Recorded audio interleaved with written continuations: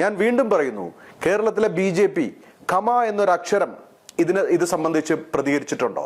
എന്റെ ചോദ്യം ഒന്ന് മാത്രം, എവിടെ പോയി BJP? എവിടെ പോയി ഹിന്ദു ഐക്യവേദി? എവിടെ പോയി വിശ്വ ഹിന്ദു പരിഷത്ത്? അതുപോലെ നിങ്ങൾ വിദ്യാർത്ഥികൾ, നിങ്ങളാണ് അടുത്ത ഫ്യൂച്ചർ. നിങ്ങളുടെ ഭാവിയെ തകർക്കുന്ന, നിങ്ങൾക്ക് ബഹുമാനം തരാത്ത ഏത് നായിന്റെ മക്കൾ നിങ്ങളുടെ കോളേജിലുണ്ടെങ്കിലും അവരെ കൈകാര്യം ചെയ്യാനുള്ള അവകാശം നിങ്ങൾക്കുണ്ട്. നിങ്ങളുടെ ഒപ്പം ഈ ഞാനും ഉണ്ടാകും. നമസ്തേ കേരളം. കണ്ണൂരിൽ ആത്മഹത്യ ചെയ്ത നിതിന്റെ മരണവാർത്ത കേരളത്തെ എന്നല്ല, മനുഷ്യ മനസാക്ഷിയെ മൊത്തവും മരവിപ്പിച്ചിരിക്കുകയാണ്. ഞാൻ നിങ്ങളോട് പറഞ്ഞതാണ് പലതവണ, ഇവിടെ ജാതി വർഗീയതയും ജാതി വെറിയും വളരെ കൂടുതലാണ്. കേരളം പോലെ ഇത്രയും അഡ്വാൻസ്ഡ് ആയിട്ടുള്ള ഒരു നാട്ടിൽ, ഏറ്റവും കൂടുതൽ സാക്ഷരതയുടെ 1ാം സ്ഥാനത്ത് നിൽക്കുന്ന ഈ നാട്ടിൽ ഇങ്ങനെ ഒരു സംഭവം ഉണ്ടായത് എങ്ങനെ ന്യായീകരിക്കാൻ സാധിക്കും? ഇതാരുടെ കുഴപ്പമാണ്? ഇതുപോലെ ജാതി വറി കൊണ്ടു നടക്കുന്ന നിർഗുഷ്ട ജീവികളെ, ഈ പരനാറികളെ പച്ചക്കിട്ട് ജനം നടു റൂട്ടിലിട്ട് കത്തിക്കേണ്ട സമയം അതിക്രമിച്ചു കഴിഞ്ഞു. ഇവരോട് യാതൊരു വിധത്തിലുള്ള നിയമത്തിന്റെ ഒരു രീതിയിലുള്ള ഒരു പരിഗണനയും ഇവർക്ക് നൽകാൻ പാടില്ല. ജനങ്ങൾ തന്നെ നിയമം കയ്യിലെടുക്കേണ്ട അവസ്ഥയാണത്. ആ ഒരു പാവം പയ്യൻ, ആ ഒരു പിഞ്ചു മോൻ, അവന്റെ അവസ്ഥ ഒന്ന് ആലോചിച്ച് നോക്കും. അവൻ എത്രമാത്രം അവൻ വെന്ത് വെണ്ണീറായിട്ടായിരിക്കും അവന്റെ ജീവിതം അവസാനിപ്പിച്ചത്. ആരാണിത് ചെയ്തത്? സംഗീത നമ്പ്യാർ, പിന്നെ ഒരു റാം. ഈ വർഗീയവാദികൾ യഥാർത്ഥത്തിൽ ഇവർക്ക് പ്രചോദനം ആരാണ് കൊടുക്കുന്നത്? ഇവർക്ക് പ്രചോദനം കൊടുക്കുന്നത് കേരളത്തിലെ BJP ആണ്. ഞാൻ വീണ്ടും പറയുന്നു, കേരളത്തിലെ BJP കമ എന്നൊരു അക്ഷരം ഇത് സംബന്ധിച്ച് പ്രതികരിച്ചിട്ടുണ്ടോ? എന്റെ ചോദ്യം ഒന്ന് മാത്രം, എവിടെ പോയി BJP? എവിടെ പോയി ഹിന്ദു ഐക്യവേദി? എവിടെ പോയി വിശ്വ ഹിന്ദു പരിഷത്ത്? അപ്പോൾ ഇവിടെ ഹിന്ദുവിനെ ഉദ്ധരിക്കാനും ഹിന്ദുവിനെ ഉണർത്താനും ഹിന്ദുവിനെ ഒന്നിപ്പിക്കാനും വേണ്ടി നടക്കുന്നു എന്ന് പറയുന്ന വിശ്വ ഹിന്ദു പരിഷത്തും ഹിന്ദു ഐക്യവേദിയും ഇതിനെതിരെ എന്താണ് മിണ്ടിയത്? ഇവിടെ വിജി തമ്പിയാണ് വിശ്വ ഹിന്ദു പരിഷത്തിന്റെ തലപ്പത്തിരിക്കുന്നത്. അതുപോലെ ഹിന്ദു ഐക്യവേദിയുടെ ഇതിൽ ശശികലയുണ്ട്. ഈ ശശികലയൊക്കെ ലവ് ജിഹാദിന്റെ പേര് പറഞ്ഞ് പട്ടി ഷോയി നടത്തി തെരുവിൽ കിടന്ന് കുരയ്ക്കുന്നതല്ലാതെ ഇതിനൊക്കെ എതിരെ എന്തെങ്കിലും ഒരു വിരൽ ചൂണ്ടാൻ ഇവർക്ക് സാധിച്ചിട്ടുണ്ടോ? എങ്ങനെ കഴിയും? ഒരു നായർ സ്ത്രീക്ക് ഇതിൽ കൂടുതലൊന്നും പറ്റില്ല. ഇവിടെ ഞാൻ വീണ്ടും പറയുന്നു, BJP ഇതിൽ മൗനം ഭജിക്കുന്നതിന്റെ ഏക കാരണം അതിലൊരു നമ്പ്യാരുണ്ട്, പിന്നെ ഒരു റാമുണ്ട്. ഈ റാമും നമ്പ്യാരുടെയൊക്കെ ജാതിയാണ് BJPക്ക് പ്രശ്നം. കേരള BJPയെ പോലെ ഇതുപോലെ സവർണ ചിന്താഗതിയും പേറി നടക്കുന്ന പ്രസ്ഥാനങ്ങൾ ഈ കേരളത്തിൽ ഉള്ളിടത്തോളം കാലം ഒരു ഹരിജനോ, ഒരു അടിസ്ഥിത വർഗത്തിൽപ്പെട്ടവർക്കോ, ഒരു ഈഴവനോ ഒരിക്കലും നീതി കിട്ടുമെന്ന് വിചാരിക്കരുത്. നമ്മുടെ സരസു ടീച്ചറിന്റെ കാര്യം എന്തായി? ഇതുപോലെ പാർട്ടിക്ക് വേണ്ടിയിട്ട് 10 വർഷം പണിയെടുത്തിട്ട് 10 വർഷം അവരെ ഉപയോഗിച്ചു. എന്നിട്ട് അവര് പട്ടിയെ പോലെ, കരിവേപ്പില പോലെ എടുത്തു കളഞ്ഞു.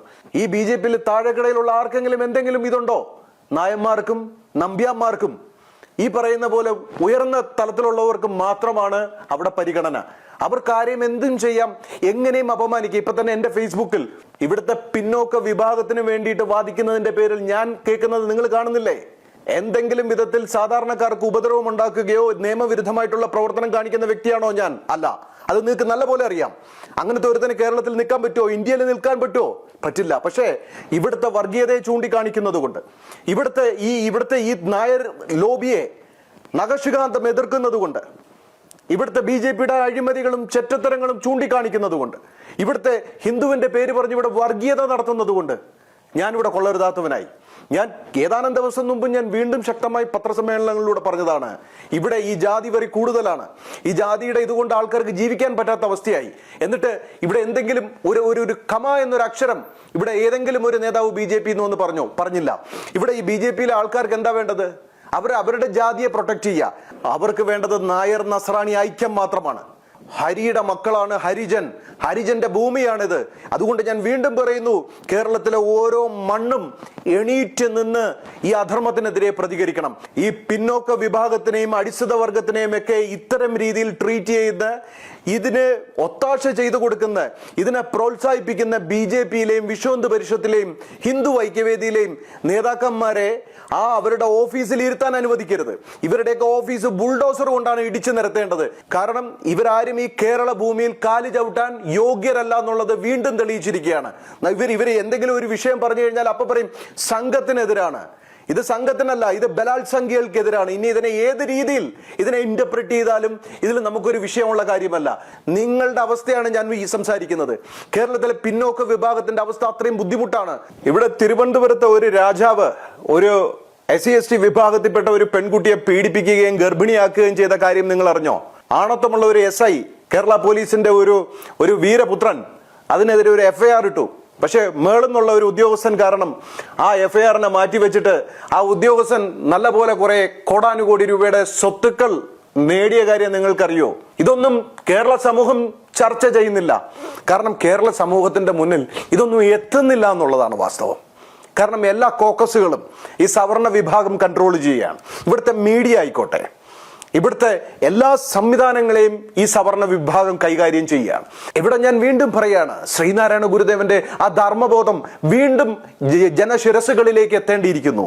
ഇവിടെ ജാതി വേണ്ട, ഇവിടെ മതം വേണ്ട, ഇവിടെ മനുഷ്യത്വം മാത്രം മതി. എല്ലാവർക്കും അറിയേണ്ടത് ഒരാളുടെ നന്മയോ അവന്റെ അറിവോ അല്ല. എല്ലാവർക്കും അറിയേണ്ടതെന്ന് അവന്റെ ജാതി എന്താണ്, അവന്റെ മതം എന്താണ്, അവന്റെ നിറം എന്താണെന്നാണ്.